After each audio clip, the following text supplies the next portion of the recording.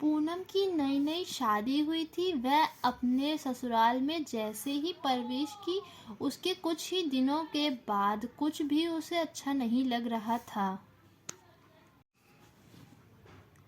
क्योंकि उसकी सास हमेशा उसे हर बात में टोकती थी और कुछ न कुछ उसके विरोध में बोलती रहती थी। बचपन से जवानी तक राजेश ने अपनी बेटी को सारी ज़रूरतों को पूरा किया और बहुत लाडों से अपनी बेटी को पाला है। पूनम अपनी सास के इस रूखे व्यवहार के कारण परेशान रहती है और कई बार तो उसने अपनी सास को खड़ी खोटी सुनाती है, जिसके कारण घर में आए दिन लड़ाई होती रहती है। पूनम अपने पिता के घर लौट आई और रो रो कर पिता से सारी बातें कहने लगी। पिताजी, मैं अब उस घर में नहीं जाऊंगी, यहीं आपके साथ रहूंगी। अगर आप मना करेंगे तो मैं आत्महत्या कर लूंगी। राजेश समझदार था, वह अपनी बेटी को सुझाव दिया। राजेश बहुत समझदार था, वह अपनी बेटी को सुझाव दिया। वहाँ जाकर जैसे ही तुम्हारी सास तुम्हें कुछ बुरा भला कहने लगे, तभी तुम अपने मुंह में एक कुल्ला पानी भर लेना और तब तक मुंह में पानी भरे रहना जब तक सासू बोलना ना बंद कर दे। जब तक सास बोलना ना बंद कर दे और उसके बाद उस पानी को नाली में थूक देना और फिर कुछ भी पलटकर मत कहना।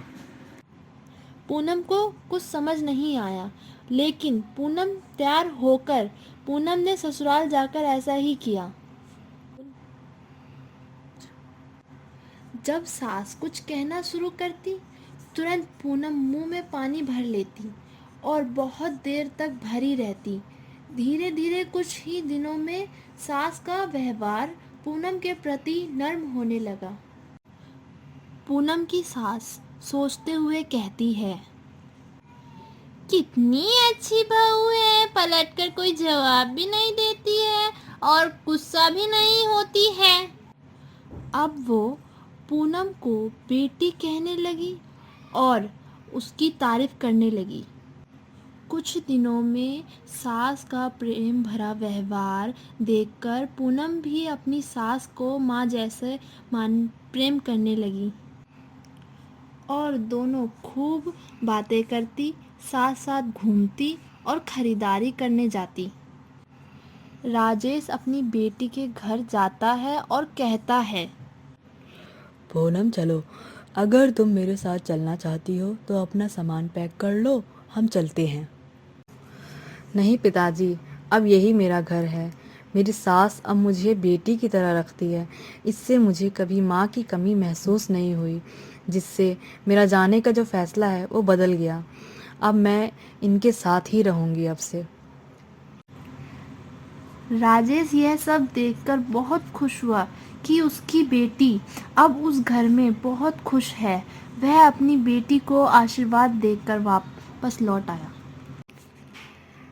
प्यार सब बातों को सह लेता है। रिश्ते बनाना आसान है लेकिन निभाना मुश्किल।